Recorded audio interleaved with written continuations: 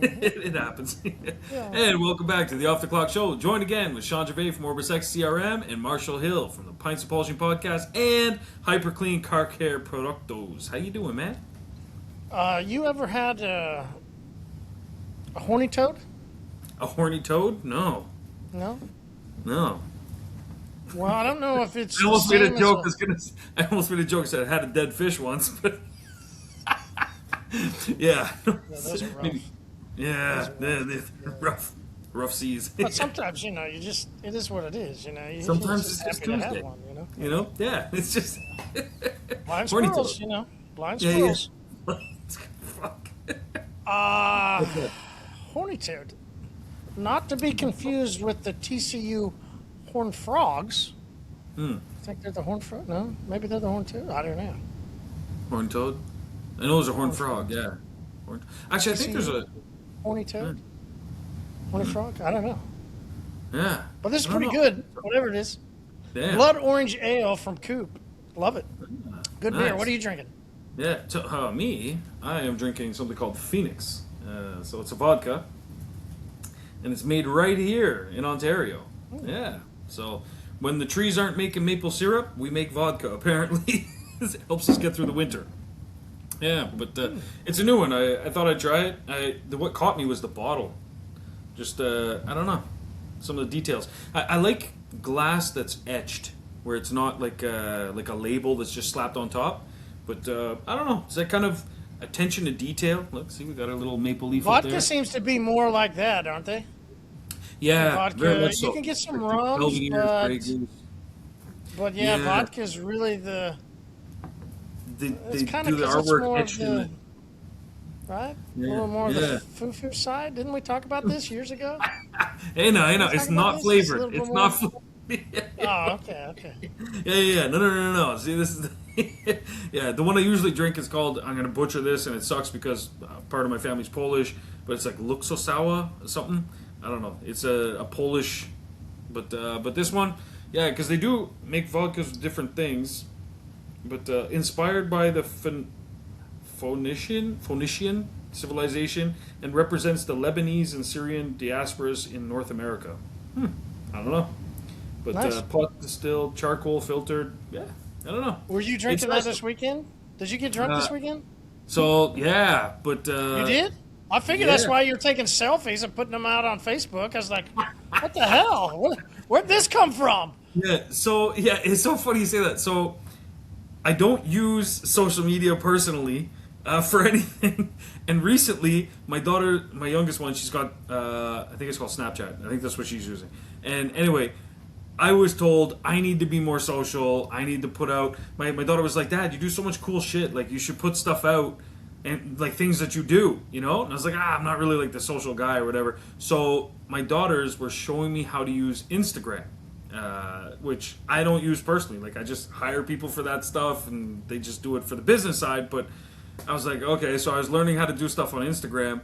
First off, there's like fucking 19 steps before I could get something to actually like post to. And then they were like, yeah, you can make it a reel or a story or a this or that. There were like 4 other options. I'm like, what the like I just want to just put it on the page, man. I felt like such an old man, but they were helping me with some stuff. And so I was like, all right, cool. And plus I was testing out some of the new features and got the new Google phone. And so I was testing out some features with the AI and stuff like that. But yeah, so I was putting out some stuff. We had a fun time. We went to Asian Fest here in Ottawa, which was amazing, to be honest. Really, really I'm not nice. sure if those dancers were amazing, but looked Although, like the food was pretty amazing. yeah, the food was pretty amazing. The food was. Let's have a joke though, right? Yeah, The Asian dancing's hilarious. Yeah, it's It really. is. It's hilarious. What I will say though, they did that circle, and then they had like kids, like teenagers, were just running out, and they're doing all this dancing stuff. Me and my wife were like, how the fuck? They can't remember, like, oh, where did I put this, or where's my cell phone? But they know every fucking choreographed move for every damn like dance that came on. They'd hear a new song, boop, they're right back out there doing all the dance stuff. But yeah, no, they. That's sort of Yeah. like one of the next phenomenons, isn't it? It started with that crowd stuff. Remember where Yeah. one guy would start dancing, and then like suddenly this whole crowd would start dancing. Yeah, Sort of, exactly. they sort of take that on into their music, don't they? Yeah, 100%. Now, is that part of that like K-pop stuff? It is, yeah. So, it was explained to me. Some of it was K-pop, some of it was J-pop. So you have some Korean and some Japanese. That was explained to me that there was the two I different didn't ones. know there was a K and a J. Yeah, yeah, me neither. And how I found out was, yeah, I found out because they sold these things there. It was a company called Clickies or something. Anyway, they basically what this company's done is instead of selling you an entire keyboard, they make just one strip. So they had ones that were like 3 little cubes, 5 cubes, 6 cubes, whatever, and then you could buy individual keys and you could make your name or something, and it was like a fidget thing. So you click on it. Brilliant idea. $35 and you get 2 of them. I could buy an entire keyboard on Amazon for like $12, but they're selling just one strip. Yeah, brilliant idea. But I found out because one of my daughters, she got KJ Pop as her keys that she got on it. But that's where I found out the difference. But yeah, it's a whole thing, man. And the big takeaway there was there were some, like, a lot of vendors obviously selling food. One of the vendors, their food wasn't even that good in my opinion compared to all the other vendors, but they had a big wheel that you could spin, and they had cards of different K-pop artists, and depending on who you landed on, you would win that, card, and you got to take it with you. And basically any purchase got you a spin. So instantly my daughter was like, we're all going to order separately so that we get 4 spins instead. But I was like, man, they're giving away like, I don't know, 8 cents worth of like card stock, you know what I mean? And people are willing to spend like $14 for this little cup of noodles, and it's like just because they get to spin that fucking wheel, But You gotta go hats off to that, right? Like, yeah, oh man, I was like, the marketing stuff that was there. There was a lot of good and a lot of bad, in my opinion. It's one of those, not downsides, but like, as someone that loves marketing, as someone that's in business. Let's pause for a second before you get into that. Sure. Yeah. I want to chase a rabbit here. And I don't fully understand the rabbit, so bear with me. If I But it just is a have seen rabbit. a white rabbit, and I just understand I'm supposed to go talk and follow the white rabbit. Fair. Matrix? Yeah. Come on, here we go, Matrix. Yeah. I think a lot of people wonder, if I'm going to market at a car show or at an event. Listen, I think a really awesome place to set up a tent that I bet you can get really cheap. I'm telling you, very cheap, way cheaper than any expo, car show, anything, is a tent at a soccer tournament where they have food trucks. 1,000%. Yeah, 1,000%. like this People one got thing I parents keep parked seeing. there all fucking day. Yes, All fucking day. all day, Yeah. all day. You got people with dirty cars, need stuff done, and Yeah. if you're a mobile guy, I didn't even think of what you were saying. You can just set up a whole area and start washing cars. They're washing Guarantee cars you. right there. Yeah. Guarantee you. Great job, Sean. I wasn't going there. Oh. I was going with where most people go and go, they don't want to work that day. They just want to stand there at a tent and, market. So that's what I was going with. Like, Oh yeah, no, you could do it's both. still a great place to go market. Like, Yeah. but you're even right. There's hundreds of cars, thousands even maybe at some of these places. With the tournament I was up in Kansas City, there was thousands of cars. Absolutely, Yeah. there was. I Yeah. mean, And so they're there for an extended period of time. That's the key thing. It's not, they're not in and out. They're parking. They're there for a while. The parents are there. Yeah, 100%.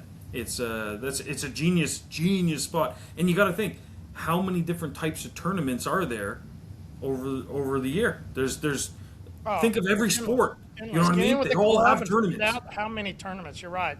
Good Yeah. call. But what I was going to say, I love that you chased a rabbit off of a rabbit. And I love that DeJohn's going to actually set up a mobile spot. Yeah, exactly. Tomorrow morning, he's gonna be like fucking Instagramming some shit. Absolutely, I right? fucking Absolutely. love But let's go back to my original thought: was somebody setting up a tent. I just chose the idea of a soccer tournament. I know people go to boat shows, to car shows, to all different types of shows and set up a tent, and then they want to know, well, at least they should want to know, how do I get somebody to stop walking by and come up to my booth? Yeah. You mentioned something very specific that had people standing in line.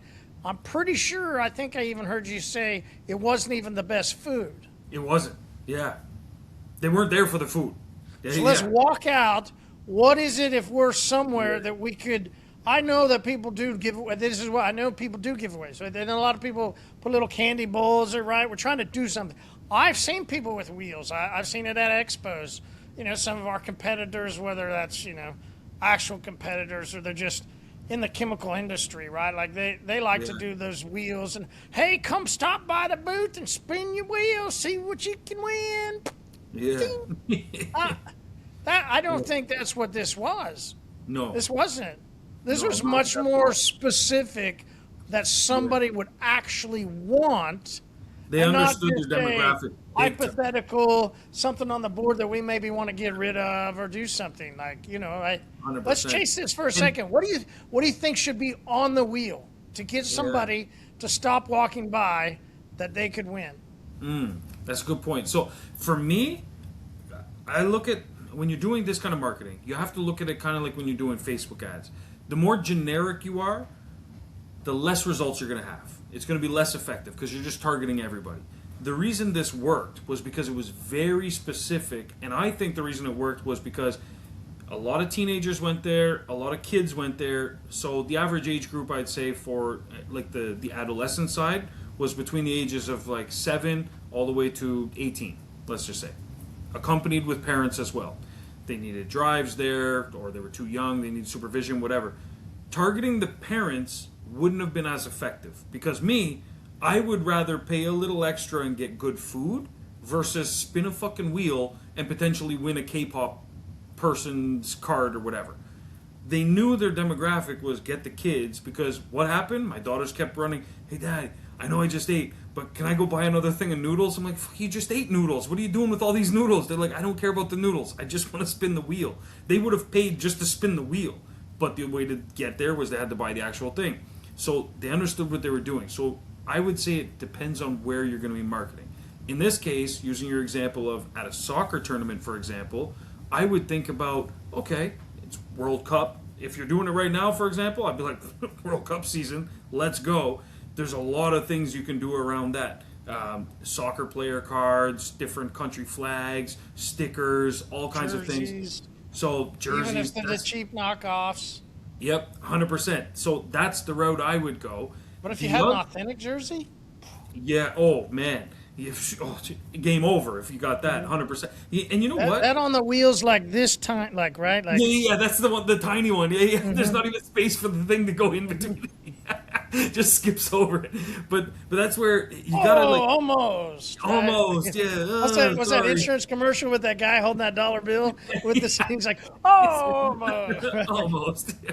Exactly. But you have to get that specific. And you gotta think, okay, so maybe new pair of cleats, maybe other things for the team.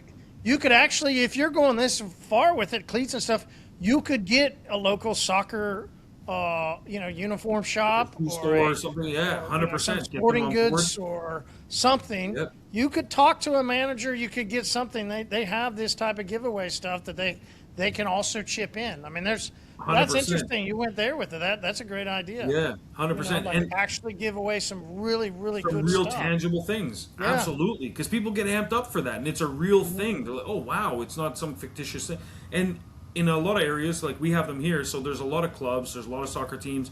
There's some that are really serious about it, and they may not be going on to like big levels, but there's trainers that offer like, hey, we'll teach your kid how to play better, things like that. You could partner with them, offer, hey, we got chance to win 3 weeks worth of lessons with whatever the coach is or something, Perfect. Things like that. I think we got to address this though. Yeah. In your situation, you bought something to do it.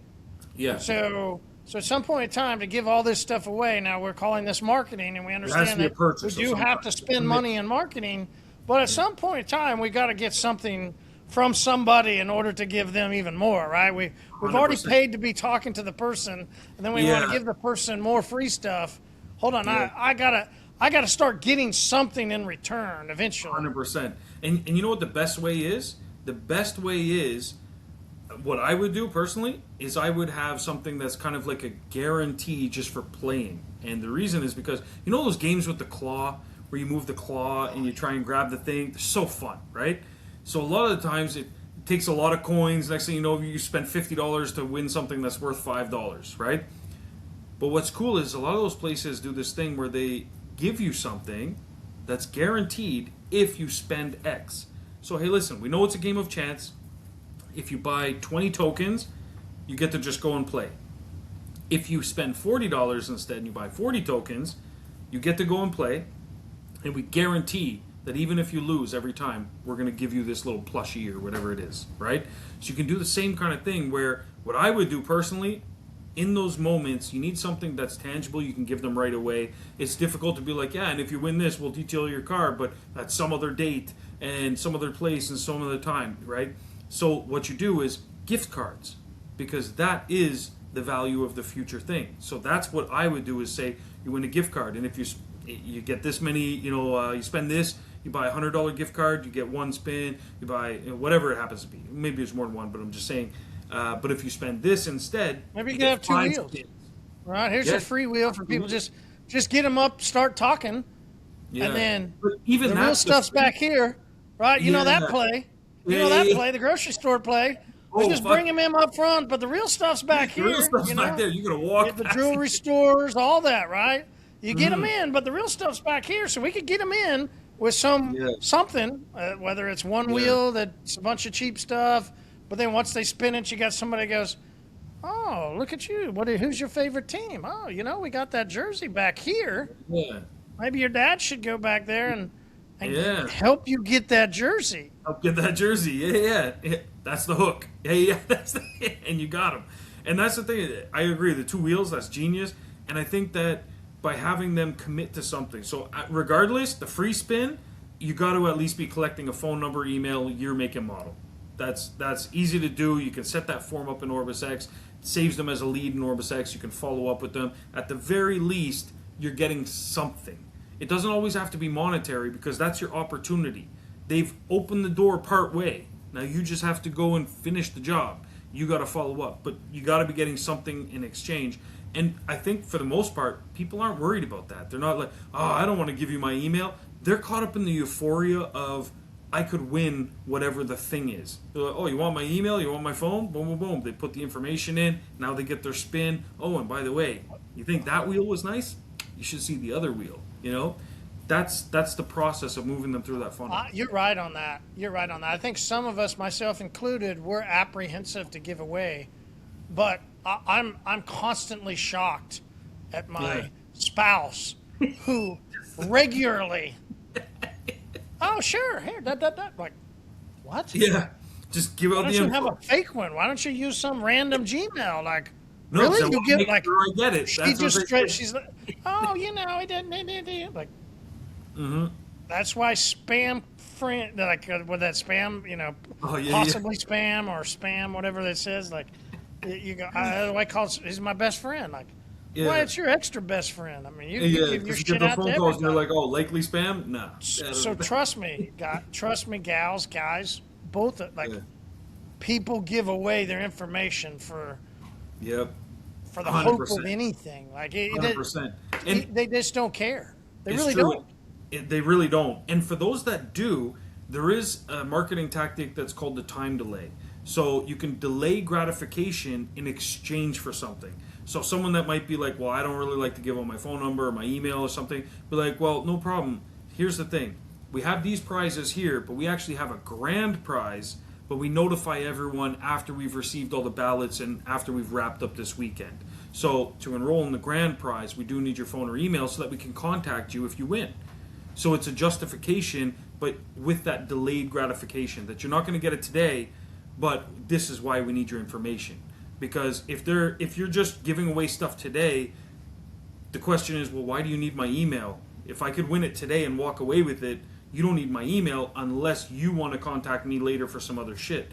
But if there's the delayed gratification where it's like, we have these prizes here, but then we also have the grand prize, and we're going to hit you with that later. Casinos do a really good job of this as well. When they always have grand prizes of things, but there's qualifications. We've all seen those contests where there's skill testing questions. So we need your email or whatever. We got to call you about that, and then you have to answer a skill testing question. Make sure you're of age of minority or whatever, or majority. So yeah, 100%. There's ways to really knock that out of the park. The biggest things I saw though, there was a lot of good that they did, but there was a lot of missed opportunities. So if you're going to one of these shows, if you're going to go set up in a soccer Oh, so we're back to Asian Fest now. Okay, yeah, back to Asian Fest. Scenario's done. We nailed it. Hopefully you guys got a lot out of that. You should. We chased the rabbit. Yeah. We chased the rabbit. That was a great rabbit to chase. That was solid gold. That was a good rabbit to chase. I'll take that rabbit. 100%. And you're absolutely right. I can see Dejan after this episode. He's placing an order. He's like, one pop-up tent, one spinny wheel, one is it for sure. 100%. But the Asian Fest taught me a lot of things. And it's a downside of being so invested in marketing and business that when you go somewhere, I enjoyed myself, but I also couldn't help but notice all the shortcomings of the businesses. So it's not that I went there and was like still working, but my brain was still going, and I was like, fuck. Yeah. If I was running that business, I would have done this. If they wanted to boost their sales, I could have done this. So the biggest thing I saw, and this is a good correlation with the soccer tournaments aren't usually one day. They're usually 1, 2, 3 days. It's a full weekend. If you show up on a Friday, your goal is to get as many people on Friday and Saturday and Sunday. It's not a singular day. That was the biggest downside I saw of a lot of the businesses that were, all the vendors, everything that were at the Asian Fest. If you went Friday, it was Friday, Saturday, Sunday. If you went Friday, they did absolutely nothing to try and get you to come back Saturday or Sunday. Nothing. There was no, oh, hey, you just tried the fried squid? Come back tomorrow. Here's 10% off. Gotcha. We have this. Yeah, you're right. Amazing. I've never seen anybody at any of those. Yeah. There was absolutely no draw to get me to come back the next day. Now, we did go back the next day this because this is where I say they're crocodiles, right? Yeah. Oh, I think we're talking over each other because, well, I think sorry. I think we got some data speed something or whatever, but you're a little fuzzy on my side. So, but this would be a situation of a crocodile, what we were saying, right? They're just there to eat whatever comes by. Exactly. Right? Perfect analogy. Plan for tomorrow. Nothing to actually fulfill something later. Love it. Great perspective, Sean. That's really a great perspective. Yeah, it was the biggest thing for me is how much does it cost for 1,000 business cards? $50 or less? So you get some business cards printed. When people hear business cards, they think, oh, my email, my name, my phone number, logo. No. I'm just talking about the size. You place an order for business cards, you can print anything you want on them. So what you do on there is you have come again recipes. So your come again recipe for your business is what can I put on there that will make someone come again tomorrow when you're at these shows. So what I would have loved to have seen was them offering, hey, come back tomorrow for XYZ. I get something. Maybe it's a discount. Maybe it's it doesn't even have to be a discount. It could be just, you've tried this. Free cookie. Wait till you try this, right? And if they know what I've ordered, they could have a stack of 4, because most places were selling 3 to 5 items. You have a stack of different things. So if I bought the squid, that guy knows, give him the chicken one. Give him the beef one. So he reaches in, grabs the card, gives it to me, boom. I come back the next day, right? Similarly, there were a lot of sweets and treats there. That thing I sent you, you thought it was a popsicle. It was just a mango, but cut like a flower, right? Yeah. That thing. I knew. Yeah. Mm-hmm. But that thing was amazing. Popsicle. I meant a frozen mango popsicle. I thought it was frozen because it was on a stick. But you're right. It was just a real mango, and I thought it was a real mango too. But I thought it was a popsicle type, and I was like, oh, that's super cool. But it was a mango cut with a stick. Yeah, exactly. More than what you would call that mango lollipop. Mango lollipop. Yeah. Instead of the maple syrup, now it's mango. Yeah. Now it's mango. Yeah. By the way, what was the seasoning? So I'm glad you mentioned that. They offer 3 different types: chocolate, strawberry, and tahini and That's what I was thinking. That chamoy or tahini. something. Yeah. Yeah, so that's the one I had. That's their traditional one, right? Yeah. Now, imagine this though. Imagine you order it and they say, "You're gonna love it. Come back again. Try the strawberry. Come back again. Try the chocolate." So you're getting the same thing, but it's different experience. I'm there to try things. If I'm at Asian Fest and I'm not Asian descent, you have to assume that maybe this is new for me. You have to assume that. You have to assume, oh, he came out to check out Asian culture and so on and so forth. That's a perfect opportunity to be like, hey, you tried that one, come back and try the chocolate. Come back and try the strawberry. That's the way to do it. Oh, you ordered just one? Are you here with people? Are you here with your family? They would probably like to try it too. We understand the lines are long. Here's a coupon. Come back tomorrow, and you guys get bumped to the front of the line or something like that. There's so many opportunities there. It was just mind-boggling to me. A big one was the lines were huge, and so for me, if I went on a Friday and I bought something, there were some places, Marshall, I went 1 or 2 times. So got there in the morning, but then we went afternoon, we went to the same place again. If you see the same face again, give them something and be like, listen, when you come back a 3rd time, you can skip the line. Come to the front, we'll place your order there. You got to encourage that kind of stuff. The other trick they could do, and this is where, I'm telling you, this is where I thought about it. I was like, so, little story. A long time ago, ancient Romans, they wanted to collect taxes. How we do taxes now is kind of a punishing system where a lot of people try to race to the bottom, pay as little as possible, because there's no reward for us in paying taxes as we see it. We all know it pays for police, roads, fire trucks, all that kind of stuff. We know it pays for those things, but there's no immediate status or anything for it. What the Romans did was a little different. They made taxes optional, but if you paid taxes and you paid more taxes than someone else, you got to have your name on a column. So it went and it said you were a benefactor in supporting the Roman Empire. So people inevitably wanted to pay taxes because they got their name on the thing. And then some other guy would say, wait a minute, I have more riches than that guy. I want my name there, so I want to pay more and bump him off the list. So people were kind of competing with each other because it was a status thing there. Pretty crazy system if you think about it.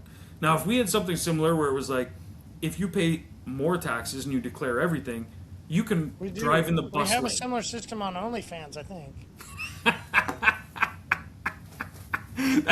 That is true. That is true. And it's I tried it. Didn't really work out for me. Yeah, 4 subscribers. Yeah. But Jesus, they all had foot fetishes. But so I think though there's a lesson in that where, and this is where I geek out on all forms of marketing, is that you have to understand the psychology behind that.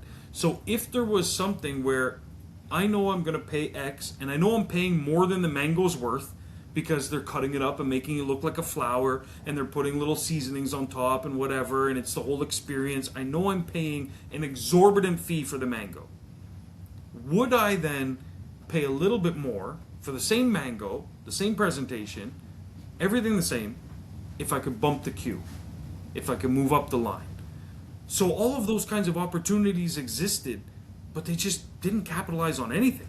So what I saw there was actually, a lot of people might look and be like, wow, the place is saturated. There were 4 places that are selling fried squid. There's 5 places that are selling those mango things. It was saturated to some business owners, but to others, all I saw was opportunity. I saw, look at all the inefficiencies in how they're marketing their business. And they're just relying on that gator analogy, the crocodile. They're just relying on, whatever walks in front of my mouth, I close down. Now I've got something, I feel like I won, and they have no idea how many opportunities that just walked right past while they were chewing this one piece of chicken. And that's the biggest thing I see in marketing, is that someone might hear this and say, I'm going to set up at a soccer field. And they're just going to go set up a tent, and they're going to stand there hoping people come talk to them, and nothing's going to happen. They're going to say, well, Marshall, I tried. Nothing really happened. Doesn't work. And it's like, no. It works phenomenally well, but you got to have a plan of attack, a strategy, and you have to do it properly. It's not just about showing up. I know a lot of people say, well, the first step is you got to show up. You want to look fit, you got to show up at the gym. That is the first step. There's 17 other steps that you still have to do. There's a lot more work, a lot more weights to lift. And when I see a lot of these vendors, their little tiendas and everything, they looked so nice. They had all the proper things. They had nice terminal, you could pay, contactless, all that kind of stuff. The people were friendly. But there were so many holes in their marketing that I saw that they could have taken a weekend that was a $25,000, $35,000 weekend. It could have been a $60,000 weekend easily, if they had the right plan in place. Like Jesus, they were there for 3 days. The numbers, it's not that crazy to hit those kind of numbers. And so when I see someone say, "Oh, I think I am going to go to the soccer field," please, please, please think about it before you go, and plan everything that you're going to do. Get some business cards printed with some sort of a come again recipe where it's like, okay, they're going to be here from Friday till Sunday. I'm going to be here from Friday till Sunday. Maybe they don't say yes on Friday, but I could nail them for Saturday or Sunday. Maybe I could turn that customer into a permanent maintenance customer. Maybe there's an opportunity I could get the spouse involved because, oh, is your wife here as well? Oh, perfect. How many cars do you have in your household? Do you guys have any pets? There's so many avenues you can go. And it's really a lot easier than you think if you sit down and plan it out. And that's why I geek out when I see stuff like the Asian Fest. I went there, had fun. It was a blast with the family, posted some stuff on Instagram, learned how to do that. That was great.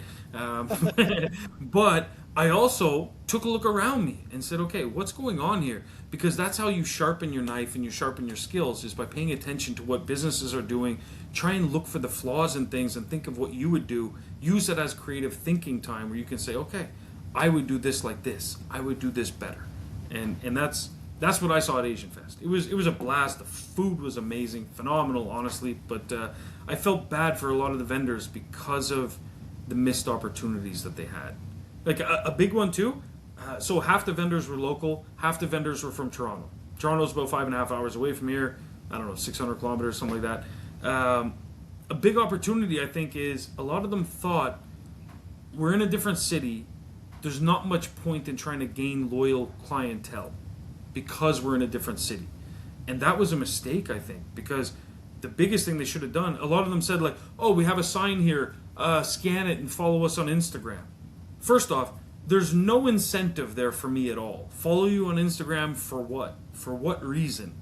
What's in it for me? Why am I going to take my phone out of my pocket, scan your thing, click follow? Like, for what? Why? Do I get something? Or if you're coming tomorrow, follow us on Instagram, drop us a comment. We check all the comments in the evening and we go through and we have a special giveaway or something like that. Top comment. Whatever. Find a reason. Something to get people to come back. But the other thing is, I'm going to travel to Toronto at some point, so they should say, hey, we are a Toronto-based company. We're here right now in Ottawa. When you happen to visit Toronto, because I know all the best flights are out of Toronto, that's what they should have said, look us up. When you need a meal before your flight, when you just get back and you need a meal, if you have relatives that live there, there's so many opportunities, and they just did nothing.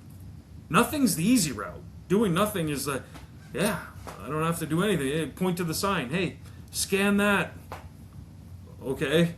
Did we scan it? No. There was no incentive. There's no reason to, why am I going to go follow you? There's no reason to, I'm eating the food today and you don't even seem like you want me to come back tomorrow.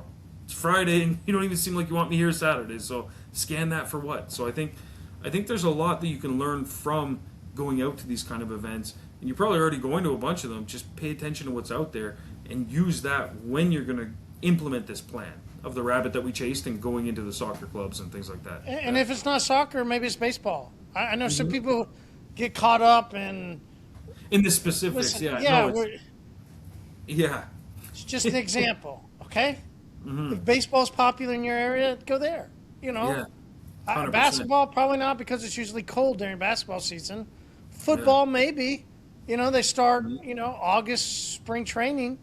Yeah. So, sure, and especially 100%. If you're in, those of you that are in an actual professional league town, right? Yeah, Oklahoma, 100%. We're not, We got basketball, but that's it. We got a minor league baseball, right? So you can figure out some different avenues.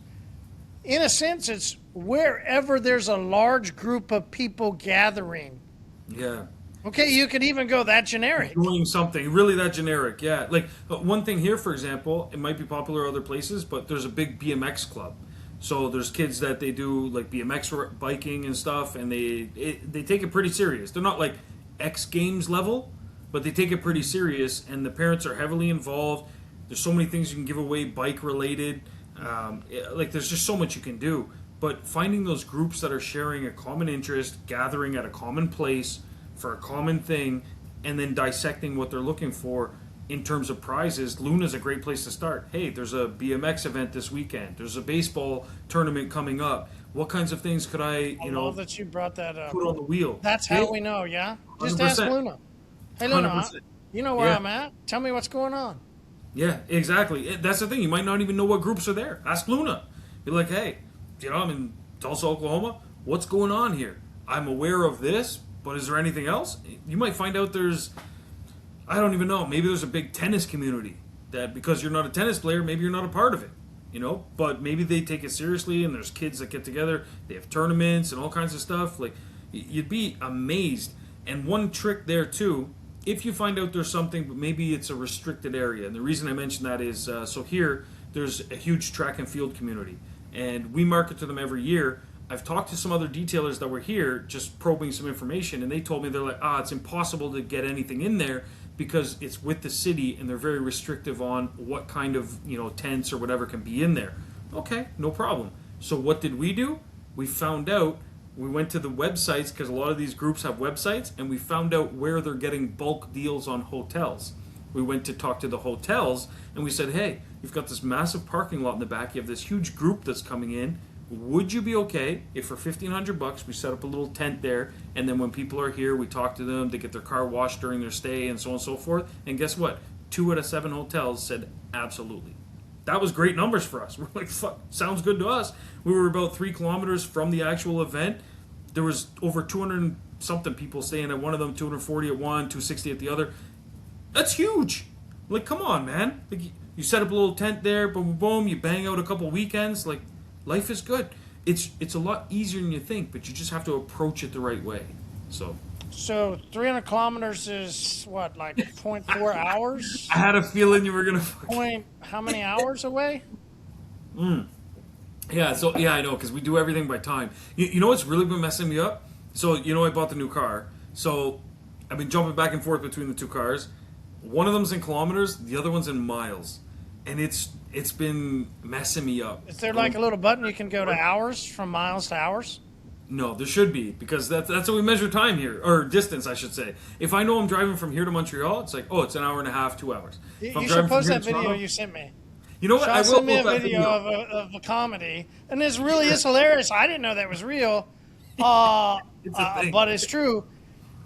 And here's the other reason why I think you should put it out is because I really think, I know that there's a lot of these like ad lib, just like random, but I also know there's plenty of these people that set up their jokes, set up their moments, right? Some guy randomly gets a phone out of, you were looking like, but it was hilarious. Hilarious what he talked about, and you could take a lesson and go, hey, you can set up hilarious things, Yeah, 100%. 100%. And you should. You should try and find those opportunities, because that's how you make better advertising. That's how your marketing gets better. And all right, but post that video. Let's not jump. I don't want to chase a rabbit on that. Post that video.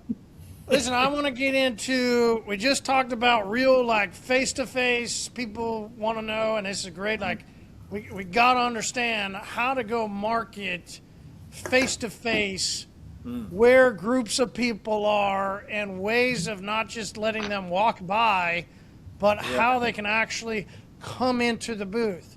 This was always for me when I was in the expo and started, just tasted blood, because we sold a Maxa Jeweler polisher, and my good old boy, Bob Eichelberg, got me booted out. My best friend Bob, love Bob.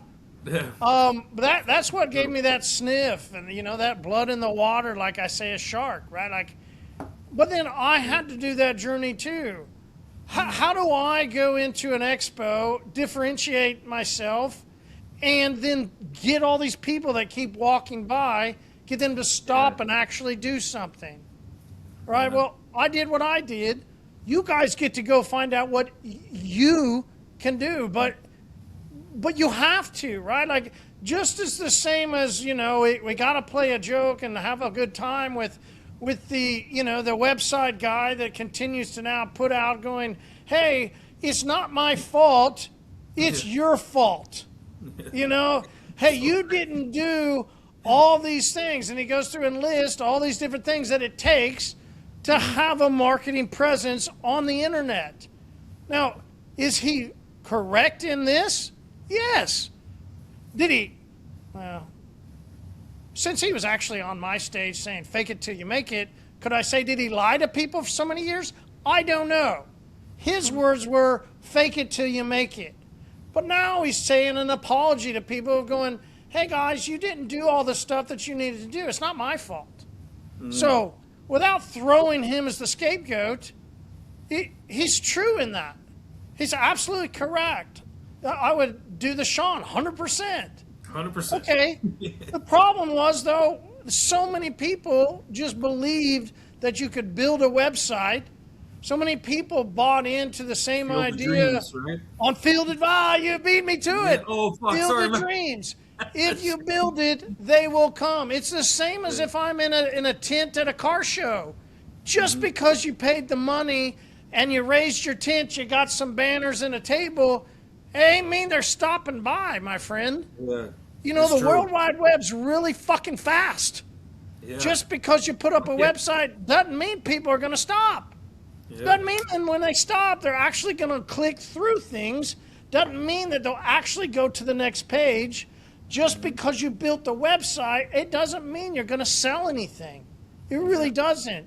So he is true, and I'll give him that. He is true, finally, to tell people. He didn't tell people this years ago, but now he is. Hey, it takes all these other things. You got to do Facebook. So we're talking only online right now. We transitioned out of marketing face-to-face. Let's go online. Let's go think about this AI of what we should be using. Interesting that there's now a transition. There really should be. Yeah. There really should be of, well, okay, do I need a website guy? Oh, shit. Yeah. Because I wonder if now, Yeah, 2% on right? that. Yeah. I wonder if now we've reached to a point with AI, maybe that's why we're hearing all this chatter, is because now, well, AI would automatically include all that stuff. 100%. Right? And it'll do it better. And It'll do it better. Yeah. Right, like, days are numbered? Oh, days are numbered 1,000%. 1,000%. You know what? So I stopped taking new clients at our marketing agency, Creative Designs, in 2017 because I knew I could see. Because AI is, a lot of people think AI when they hear ChatGPT. AI has been around before ChatGPT. It just wasn't as mainstream. I saw the market was changing, and I knew, I was like, something's coming. It's going to wipe out everybody in terms of the marketer side of things with the online presence, because really a lot of it is just, so let's take content creation. It didn't take much at the time. Back then, 2017, there was these things called spinners. They would take content that you paste and you say, here's my blog, and they would spin it, so they would reword it different ways, things like that. And it was very mechanical. It wasn't really AI at the time, but it was more just, it would assess each paragraph and then kind of reword it, put in synonyms, make it different, and then you could set up what were called like website wheels, where you would have your main website, but then you have all these mini websites for different areas in your city, and that would be a separate website but with slightly different content. Early part of Amazon. Yeah. Early the ways that we used to build websites and try and go get people to click a thing to go onto Amazon and buy a book. Yep, exactly. I mean, I'm telling you, that's how simple it was. So a guy named Mike Kinley, who here in Tulsa was Fine Airport Parking, he was the GM there. And when I built my websites, and that first one that I built and it sold to Carbright, I showed you that one, right? You showed me that one, yeah. You did super cool. Well, it got into it all because he was doing that. Okay. He was the manager of this detailed place, but was starting to build websites that just were clickbait for Yeah, people to just to go get you onto to- Amazon, and Yeah. it was just books, and it was stuff of people just wanted to learn things about health, vegetables, Yeah, This was and all you were doing was just funneling them from you take them from a traffic source like Google or Yahoo, and then boom, funnel just them over to crazy to see the Amazon. trajectory of where it is now. Yeah. Yeah, it's wild, and that's where it's like one guy in the group. I helped him out. I don't do this for everybody, so just chill out because I'm not planning to do this. But I helped him out, built him a So website if people want Sean's number, with AI. Hey, don't throw me a 50. don't eat up 50. I mean, I listen, better have I'll a take couple 20. commas 20's in a there. 20 nowadays. Jesus, eight people have my number. 7 of them are my wife. But no, so multiple. So I think that the thing is, people need to understand with website design, even if you're going to use AI, there's still some technical stuff you need to know for sure. But it's coming to a point where that bridge is going to be fixed. So it may not be there right now. You still have to be somewhat involved if you're going to build a website, and you can do that with AI. And you should. I encourage you 1,000% to no more 1,000% build it with AI 100%, because AI will do a better job in terms of the marketing side of it for you, and you'll be able to be more in control. Right now, you do have to do a little more technical setup in terms of getting the actual website somewhere online. So that's called hosting. So you'd need that. But when it comes to the marketing side of it, a lot of these guys, you're going to pay someone. It's like the post we saw in the group, I think like a week ago or something. I want to do marketing or make videos or whatever. Does anyone have experience Yeah, with what's AI? the best They can- app you know, for it? You're Yeah. right. I took that post. I sent it to you because I was like, hey man, Yeah. I'm looking here on Apple and I can't find the app store that you recommended. The AI for it. But what I found was multiple copycats, and I even actually clicked on one and it started downloading. I was like, wait, shit, that's almost You're the like, name, "Whoa, but it's hold on not a the minute." name. And I've been through that game. I'm a 48-year-old motherfucker. I've been through that game. I know I've seen it before, so I was like, wait a second. It's like it the website, but it's not exactly the way. Well, pause. Like, damn it. Yeah. I was Let me actually stop too that right late. now. I was like, I just started clicking too fast, right? So Yeah. there's That's what actually happens. There's a AI lot of that shit out there. copying AI now. Like that for websites and like hosting and any of that stuff, or you can say GoDaddy. You could talk about. You could even go into games and different things that you would play on your phone, right? A lot of those always had a period of time before the copycats came in. Oh, you That's froze there for a over second. already. The AI copycat time zone happened. It's finished. The AI's copycatting itself extremely fast. Extremely fast. Fast. And they Also already have fast, too. that copycat on the App Store. I was like, shit. Yeah. It's wild, yeah. It's happening fast, and like AI right now is the worst it's ever going to be. It's only getting better, and it's getting better fast. And that's the thing is that in a Worst very in short what form? Come on. I just talked about copycatting. Copycatting ain't going to get any better, my friend. No, that's not going to get better. What I'm saying is the raw AI that you're going to use properly, like the proper ones. Yeah. Well, So- yeah, because trust me, all the data centers are coming here to Oklahoma. Yeah. It's a. No, yeah. Oh no, We I had know. even more. Now they got one in Inola. There was this guy that posted this. This is hilarious. It was actually hilarious. I'll send it to you. One of my old friends from a long time ago posted a group inside of Facebook like, hey, I need everybody please pray for my town. It's like, Damn. okay, what's going on? with the town? Right? Yeah. Like, yeah. What the hell? What's happening? Yeah. And there was a picture of this girl sitting out this field, and then it was like, da. And it turns out they're putting a data center there. Oh. Some Man. old man had this giant farm and all these acres. He was like, "See you later." I'm out. Joke. And all these neighbors are starting to be concerned because, Ah. and listen, I would be concerned too. I would too. Yeah. I'm not judging their concern. I'm just going, world is changing very fast. Yeah. Very sad. And I have absolutely zero issues with them putting data centers here in Oklahoma. He's probably the best place for data centers. Yeah. What do we have here? I mean, I Yeah. get it. I understand why she's upset, and I understand why the people in the But country it's of like, think Oklahoma are of the plus side. You know? I also go, hey, in this post where this guy goes over this whole thing of showing us where this map and where this data center is going, and it was something like $50 billion purchase of all this stuff. I mean, it's massive. They list this center with all these different like shell companies, right? Like it's serious now, right? It's serious. Like this guy did a lot of work, and he goes, and I worked with my friend who's really good in with AI. What the fuck did you just say? Are you really?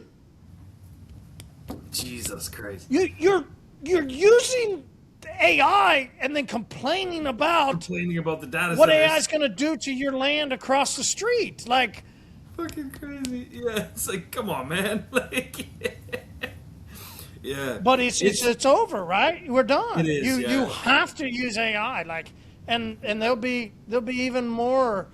This was in Inola, where there was, I think I mentioned, was it last episode or on another one? There was Claremore, where the townspeople were there saying, we don't want this, but the elected officials signed it, Without, and it's done. like, we don't care. Right? Like, it's done. The money's too big. The money's too big, and we have to be the superpowers in it.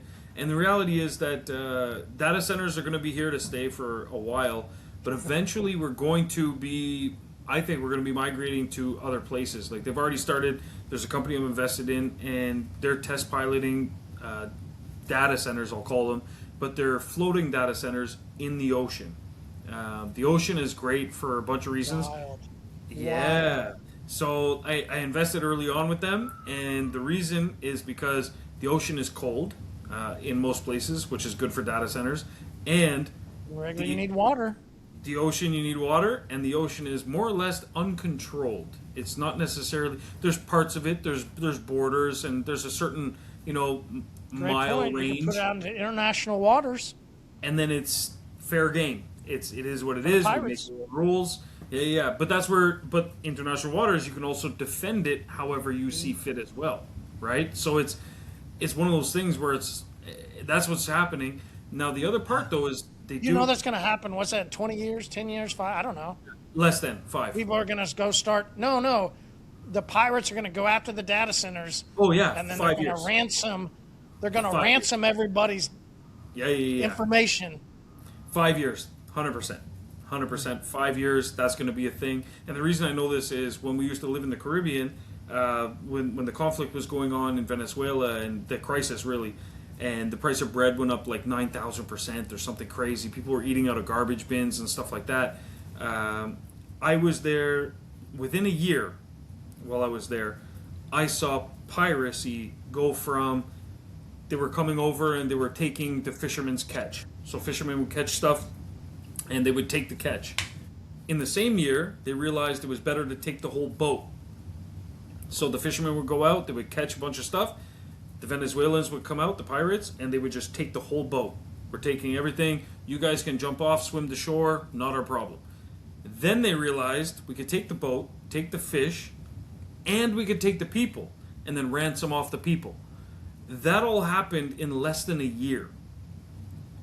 We're talking thousands of dollars. What do you think's going to happen when there's billions, if not trillions, on the line? Of floating data out in the ocean. Floating data, yeah.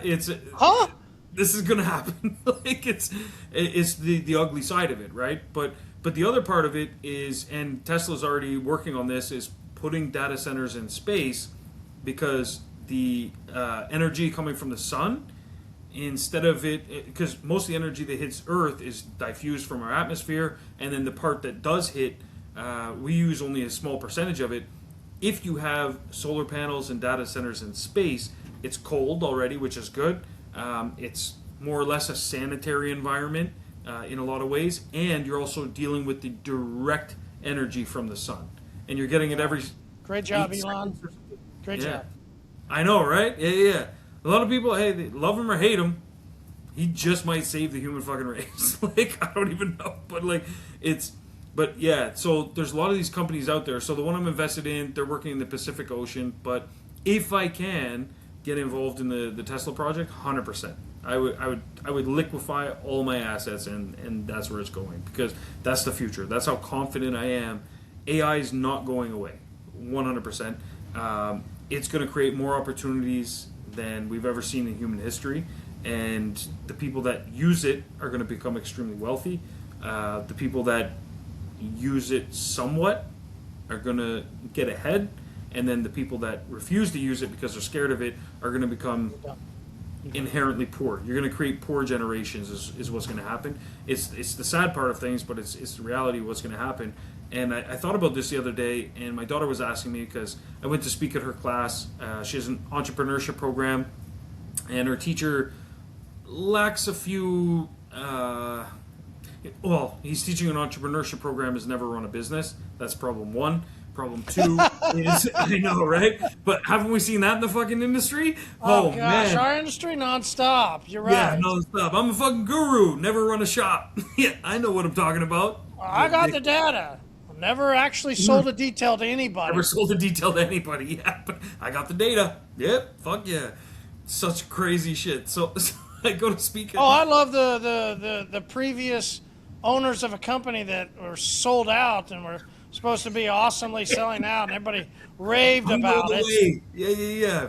But it's like... And then now they've got the two brothers training people on Instagram. Dude, these two good motherfuckers are old. And they're talking about, like, checkerboarding your hood, or this is the way you claim it. You go, God. me, man. You guys are like, I mean, you're older than Holy me. shit, How the man. hell are you doing? What? Yeah. The fuck's going on, man? You didn't sell out. You got saved. Yeah. That's what happened. Saved. Rescued. Yeah, they got fucking rescued. That's so crazy. It is crazy how that happens, you know, and that old adage, those who can do and those who can't teach, that's that old adage, you know, it really does have weight. It is. You know? Because now they're When I trying went to this teach class. people. Yeah, like look at this. So entrepreneurship class. Imagine this. This was 2 weeks ago.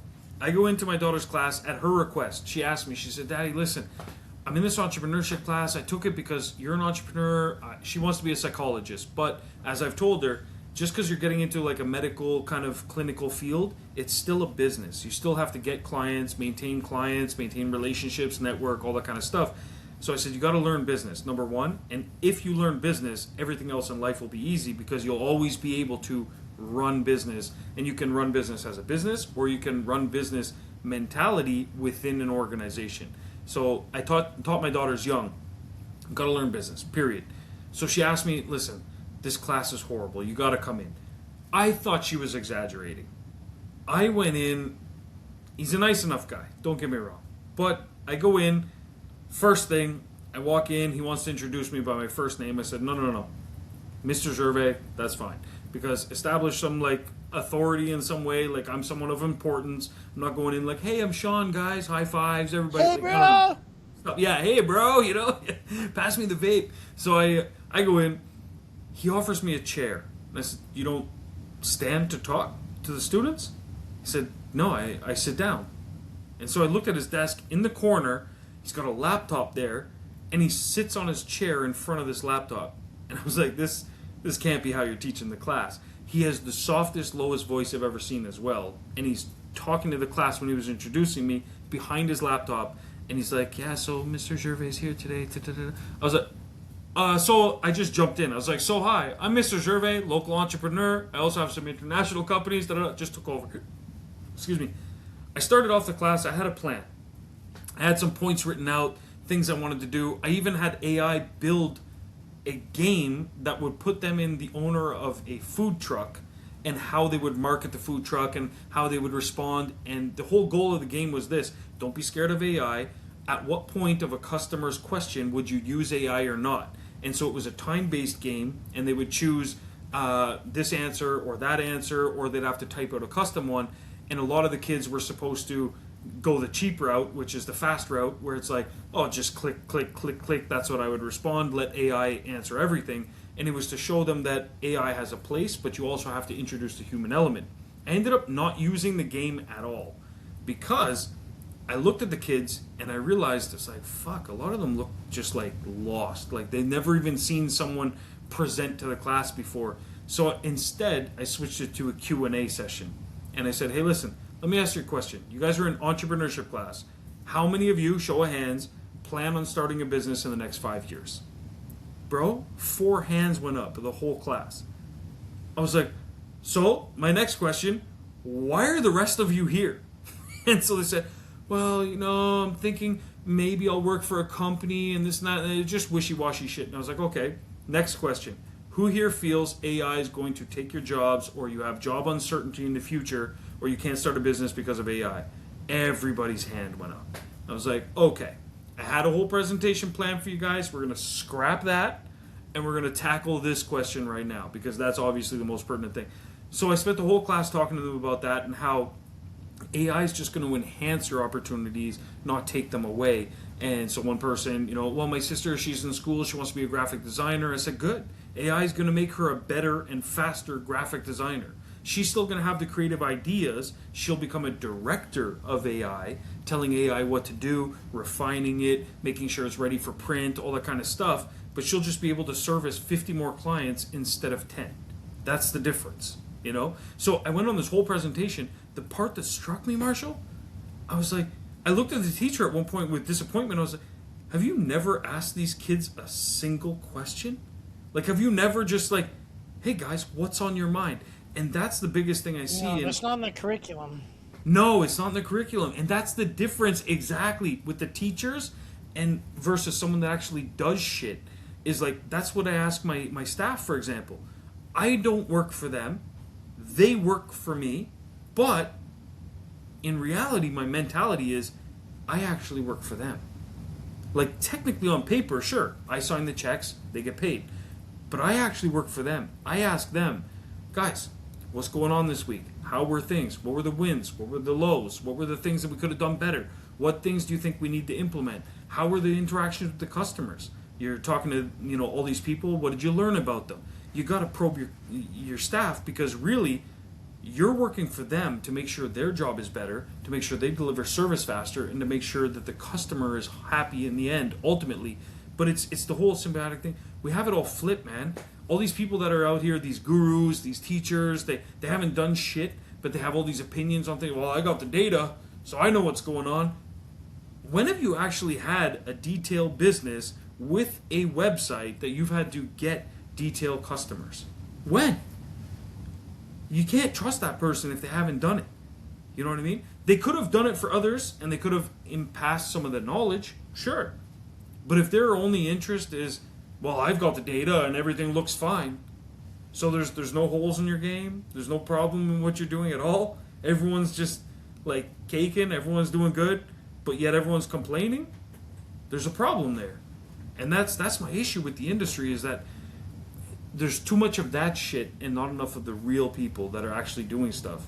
And so for me, when we tell people about, like, hey, go to soccer clubs and do something, and I see Dijon actually take action and do it, and he puts his own spin on it, I am so happy you have no idea. Because he heard something and he was like, fuck yeah, these guys are actually in the trenches, they've been in the trenches, and they have my best interests at heart, and they actually do it.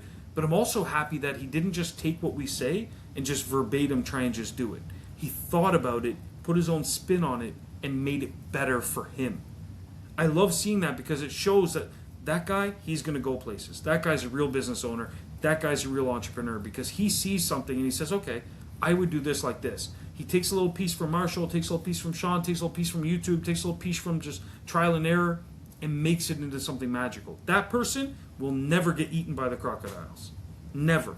Because even if we told him to go down a path, he's going to stop and say, okay, this sounds amazing, but what if I tweaked it like this for where I'm at? Jump around like that gazelle that just is hopping through the water. Yeah, like, exactly. oh, let's go, Like, there's crocodiles all around them, and the other ones get eat, but there's this one that's like jumping around. Yeah. Whatever, and they just, I don't know if you've seen those videos where there's I've Great seen those job. videos where there's like a little, I don't know what it is, a warthog or something running from a lion or a cheetah or some shit. It's running from them and someone does a voiceover and they're like, look at me go, look at me go. You think you can catch me? Zig, a zag, da da da da. This, Snoop and does those. It's hilarious when yeah, Snoop yeah, does it's so funny, man. The best. But listen, to wrap up here on animals, I watched this thing the other day on dolphins. We all know dolphins are smart, right? And I thought about a lot of business owners recently when I saw this because I can't believe so many humans are like we're worried about AI, yet we're getting outpaced by fucking dolphins. They did this study, Marshall. Oh my god, I couldn't believe it. They were rewarding dolphins for cleaning up the ocean. So dolphins would go, bring them garbage, and they would give them extra treats, fish, different things. So the dolphins started bringing more garbage. And so they were like, perfect. We're going to clean up the oceans by having dolphins do the work. They go out, they find the garbage, they bring it, they get a reward. Boom, boom, boom. The dolphins started to realize that they were getting a reward for every piece of garbage. So they started, if they found a bag, for example, they would rip the bag into 4 pieces. And then they would bring up each piece individually so they could get a reward. And then they would go back and get the other piece and bring it up and get a reward. So for every piece of garbage, they broke it into 4 pieces so they could get 4 fish instead of 1. And I was like, holy shit, that's ingenious. That right there is the difference between someone that just teaches and tells people this is what you should do and someone that actually practices it and shares their knowledge. Is that ingenuity. That's the difference. Is someone that thinks outside the box, how can I make this more beneficial for me? And that's All what right. it is. So That's we my got to right. ask the question: All right. what then do I post online using AI? We got to. I know All right. we're an hour and Great. 6 in, but if we Yeah. just got 5 more minutes, okay? Yeah. Just All 5 right. more minutes, all right? What should we post on Facebook using AI?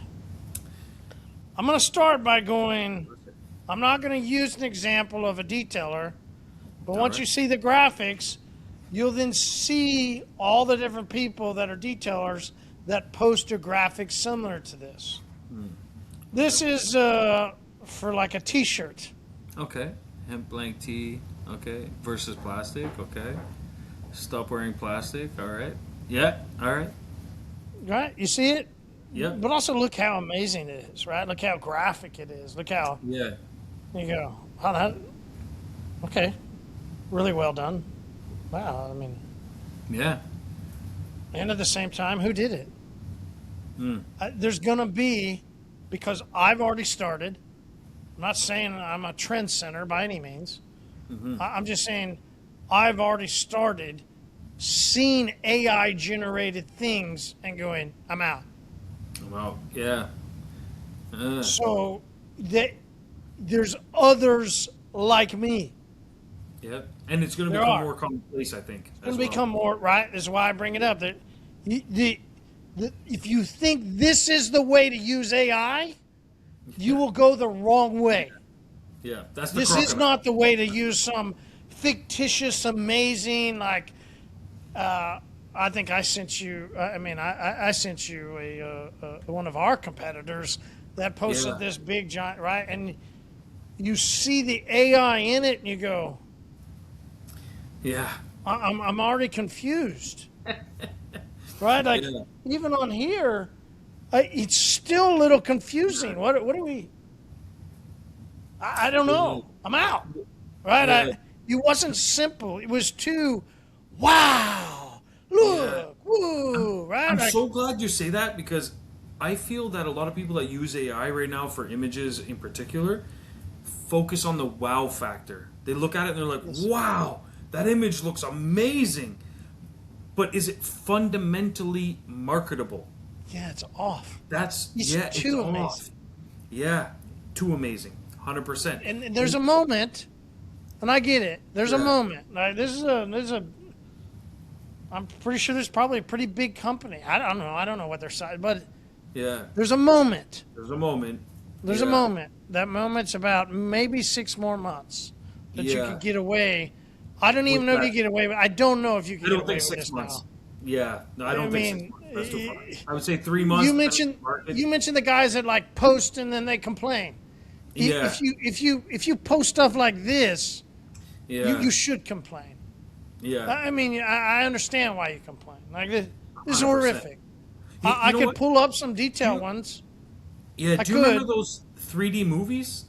Remember when 3D movies were all the rage? They had like it first came out with the Blu-rays where they had The like goggles, you now mean? Blu-ray. Yeah, with the goggles, exactly. You could watch them at home like a Blu-ray disc, and then they upgraded with streaming. They had some movies that were 3D and stuff. Like, why didn't that ever take off when the majority of our world is three-dimensional? But 3D movies never took off because it was too gimmicky. It was too much of a fad. We were used to a certain thing. We know that we're watching a screen, so we're okay if it's a screen. But when it becomes 3D, it's jumping out at me. It seems like it's just a trend. It's just this is too much for me. It wasn't stimulating in the way that they thought it would be. We wanted to be entertained more by the plot, more by the characters that were in it, more by the actors, those kinds of things. Versus, it's Great the point. same. I don't remember seeing anybody market 3D movies anymore. Yeah, it's gone. It was a moment, but I think it's gone. You're right. Yeah, it Oh, was we here. just went this weekend. We watched Backrooms. Oh yeah, yeah. Don't tell me. It's on my list. Yeah. You should watch it. You should watch it. Oh. You gotta Okay. watch it. That's happening. Okay. It's a watch. My daughter just made a new list, and that was on there, top of the list. So, It's a watch. damn. I'm not going to say a must watch. Don't get me there. But just It's a watch. watch. It's a watch. Yeah, watch That's it. all I needed. Perfect. Okay. Because I have two on my list. They're both you told me. Balls Up and. Oh, you got to watch Balls Up. Yeah, yeah. You gotta I'm watch gonna Balls watch Up. Balls Up first, and then. Back Yes. Up. Okay. Everybody watch Balls Up right now. Like, Yeah. stop and go turn on Oh, Mark man. Wahlberg and Balls Up. It's Yeah, hilarious. I think it's Prime. I think it's on Prime. It's Prime or Netflix, one of the two. I don't remember. Yeah, Yeah, I yeah. don't I remember, have but it it's just added hilarious. to my watch list. Yeah. Yes. Damn. You got to watch it. I mean, Yeah. we laughed out. There's just scenes where you just laugh. It's great. That's the best. Like, go watch it. Yeah. But was it in 3D? No fucking way. Yeah, no way. All right. I don't know if I'd shown this one before. No, you didn't. But look at all the shit that's going on there. Look at all that shit. Yeah. Fuck. Used AI. Yeah. It First even, off, even those up colors here of under the cars- post, right, gives the guy's name and then says AI info. It says it right on Facebook. And then you got all this shit. Jesus. Don't use AI this way. Yeah. Do not do it. Do not. You know what's so funny? So we just launched a new feature in OrbisX, which is awesome. You can actually build out months and months, weeks and weeks of social media posts, and they're designed specifically not to use they're AI generated for sure. So Luna generates them, but she's been trained to design them as if a person designed them. So don't make them too AI. Don't make the graphics too over the top. Not too much text all over the fucking place. Like all this kind of stuff.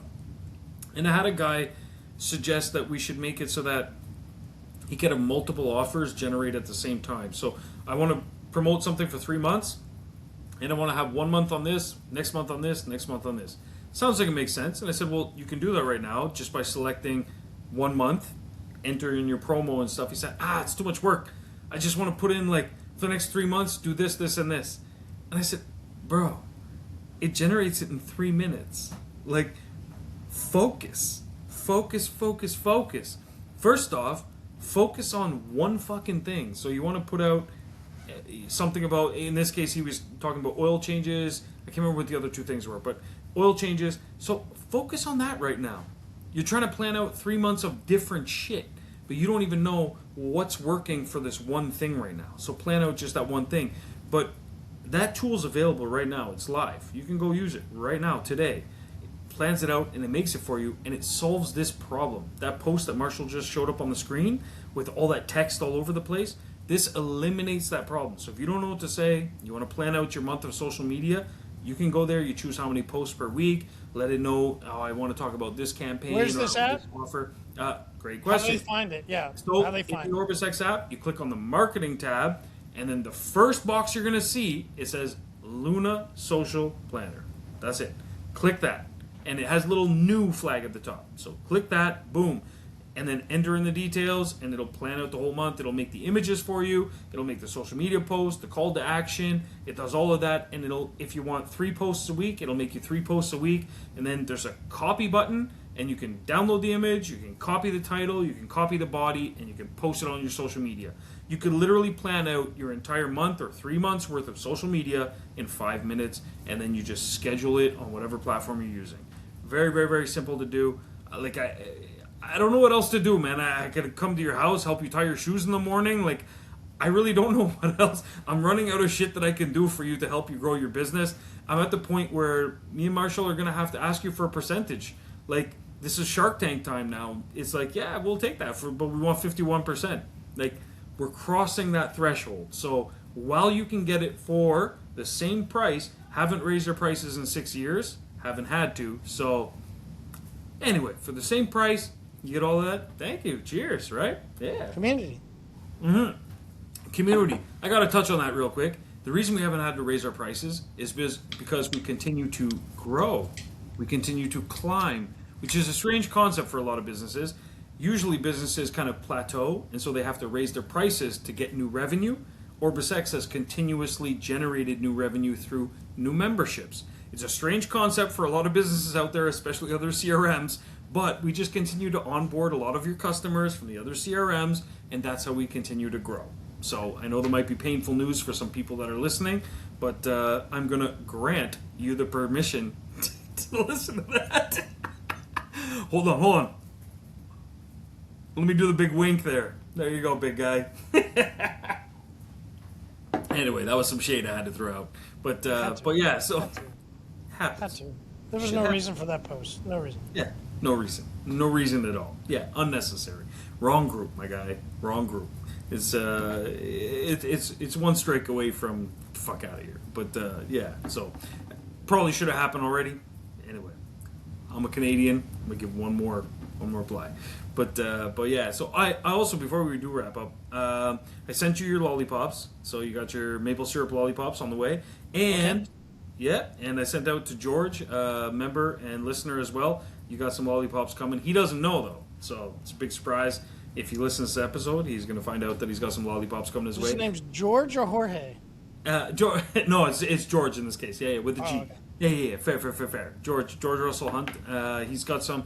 He's a big maple syrup fan as well. So loves to get his hands on some Canadian maple syrup. So I sent it to him in our version of the crack cocaine format. I'm sending you that maple syrup rock. That was a joke, but yeah. So yeah, I think the big thing though, follow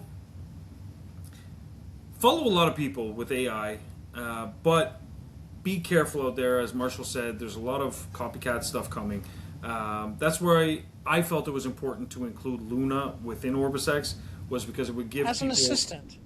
AI should be our assistant. Exactly. Right? Like, it should. Yeah.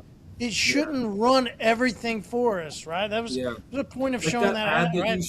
that was letting it run the company. Just do everything. Like, No. just do it. No. Yeah. No, assistant, right? I'll go back Yeah. to Mildred, who just did another video showing the juice is loose, right? Like It's loose. on an RV, but he's using his meta glasses.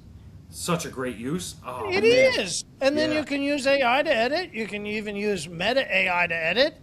Even more reason to do it on that platform. They're going to give you, what is that going to do? It's like old Google with like the different ranking. I mean, if you 100%. keep doing meta this, meta that, meta, what's meta going to do then on Facebook? It's going to show you a lot more than it's going to show people that ain't using meta. That's easy. Easy math right there. Yeah, 100%. You know, it's funny you say that, because I always thought, like, what would be the conversion rates, or not conversion rates, but more the percentage you would show up in a AI search, because, you know, there's Google search, there's AI search. What would be the percentage if some of your videos started with, this is not AI generated, and then you walk through some process or you walk through something and you mention things like that. And then, because I'm a firm believer in letting customers know, I think there's an advantage when you let them know what is AI and what isn't. So, for example, Sean, you're so far ahead of so many people right now. it's Dude, true. you're like 5 years ahead. Yeah, I know. So you know what's funny? We actually let customers know. I had a meeting with the guys at the shop. I said we got to let customers know what's automated and what's not, because we want to build that personal relationship with them, but we also want to automate things so that we can streamline our processes. Obviously, so we let customers know you're going to receive X, Y, Z after and during your appointment. So you're going to receive a review request. It's an automated thing that sends out. So if you already left one, thank you very much. The reason we let them know that is that if they already left one, they get that notice. It's not like, yo, what the fuck, bro? I just left you a review. So we let them know what parts of our system are automated, but then we also let them know and we highlight what parts of our system are human run, because that's an important element of the business. They're hiring humans to do something. So we let them know, like, by the way, we do use technology so we can keep costs down by automating a lot of things. But one thing that we will never automate is making sure that you do have an appointment booked. So we always call. So expect a call. Your technician is so-and-so. Expect a call from Jake. He's going to call you 2 days before your appointment to make sure that you're still aware that you have an appointment. You're going to come in. He's also going to, at that time, have taken a look at what you're looking to get done and make some recommendations for you. Those might be sent to you from our automated system. That way, boom, they're now prepped and primed and ready. They know, oh, I'm going to be talking to Jake. Jake is my tech. That's great. I can expect to see Jake when I arrive. Perfect. And I'm also going to get some notifications that come in and they're automated. That way they're on the lookout for both things, but we're not trying to pretend that everything is done by us. So that when something comes out and it seems automated, seems robotic, they're okay with that. The reason I'm leading into this is actually for another purpose, but we've just finished wrapping up our HyperClean code. We're on the final test run right now, so Marshall and I are working on it. It's going to be automating your upsells for things like ceramic coatings, glass coatings, including pet hair stuff coming up. We'll touch on that later, but there's going to be a lot of automations where Luna is selling for you automatically to upsell on your appointment. Stuff just shows up at your shop, ready to install, installation video included, the whole nine. Everything's going to be there. And on top of that, we're introducing a new automation flow builder where you'll be able to actually create flows. So in OrbisX, when this happens, do this. Wait 3 days and then do this, and so on and so forth. Part of that, because I know a lot of you didn't even submit the videos when we asked you for Mother's Day videos, so part of that is we might as well fucking build it for you. And so we made some pre-made automation flow templates, one of which is piggybacking on Dijon's pet hair upsell. So you'll be able to one-click enable the pet hair upsell, and it will actually preemptively pitch customers on a maintenance plan for pet hair. The cool part, there's going to be a new growth section that you see on a customer's profile where you can enter in their pets, you can enter in the age, the breed, and the AI will determine based on the breed how often that breed sheds in a car, and it will reach out to the customer to sell them a maintenance plan for you automatically, which is fucking incredible.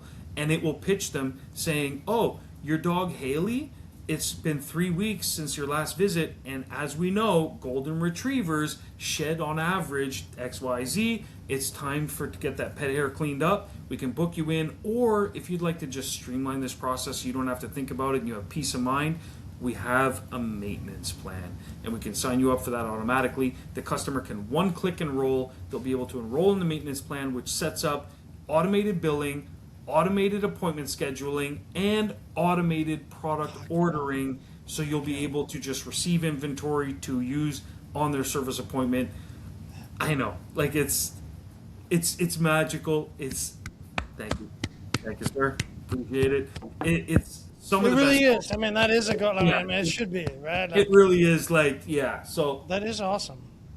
this is how you use AI in 2026, Yeah. going into 2027. This is how you dominate your marketplace. I am only fulfilling you with things that will actually happen instead of false promises and then blaming you for what you didn't do afterwards.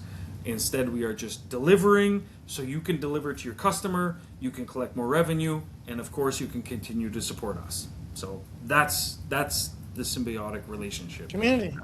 Yeah, community. Exactly. We've always been community, start to finish. You know. And that's why I'm a firm believer in. I've kept the prices where the prices are at. You guys use what you use, and we just keep building all these excellent little extras, and we keep growing. I haven't spent $1 in advertising since. It's just been marketing. So you can believe me, or you can believe the other people that have promises and then apologize later and tell you it's your fault. It's your choice, ultimately, you know. But here we are. So I had to throw out one more. I had to. It's, you know what? Blame it on the Ontarian vodka. That's a Phoenix. We're off the clock. It is what it is. Yeah, we're off the clock. Fuck it. Yeah. But yeah. So guys, get out there. Guys, pay attention to the first part of this episode. I know you guys love your fucking timestamps. I don't know, 14 minutes. Go to 14 minutes and. I don't know. We're almost an hour and 30. So. Oh shit. So I don't even know. Somewhere in there. You know what? Listen to the whole episode if you want to succeed. If you made it this far, send Sean a message. Yeah. Send me a message. We'll not have something for you. Yeah. You know what? Fuck it. I'm so confident that so many people will actually jump ship because they don't want to climb.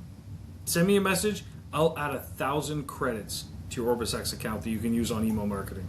No joke. That's $1,000 worth of shit. If you made it this far, there you go. Yeah. Shoot me a message. Shoot me a DM. That's it. Don't post in the Facebook group. Shoot me a DM. That's the instructions. Shoot me a DM. I'll put 1,000 credits in your account. Done deal. And we got something else coming here pretty soon too, where you're gonna get just something shipped to you. Hey! I know. Oh my god, I'm so excited. 2026. I told these guys it was going to be a game changer. And Marshall, I was looking back at the updates we've done since the start of the year, since the first. The updates we've done, 347 updates. 347. That's a lot. It's only the start of June, which is crazy. You got to think from now till the end, and during that time, we have 47 big features in the works as well. So it's like, it's crazy. I'm probably going to hit 1,800 by the end of the year, 1,800 updates, which is insane. But yeah, that is. That's insane. It is what it is. You know what I mean? And these are not small things. These are like, you can now talk to Luna and create an invoice. Yeah, that's not only wild. that. When you sent me that video, I was like, that's insane. It's insane. And then we were like, Luna's great. Luna's amazing.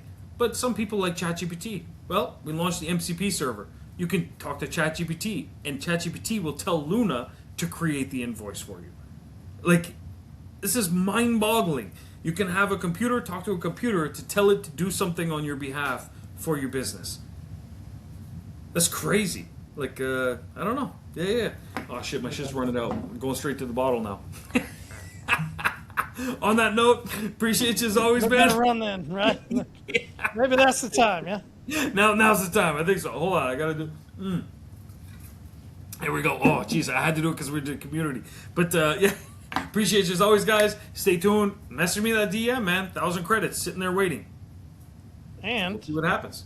we talked a little bit before, there's something you're gonna do that we're gonna randomly send somebody. Yep, that's true. Yeah. So, And 1,000 credits and something. You shall see.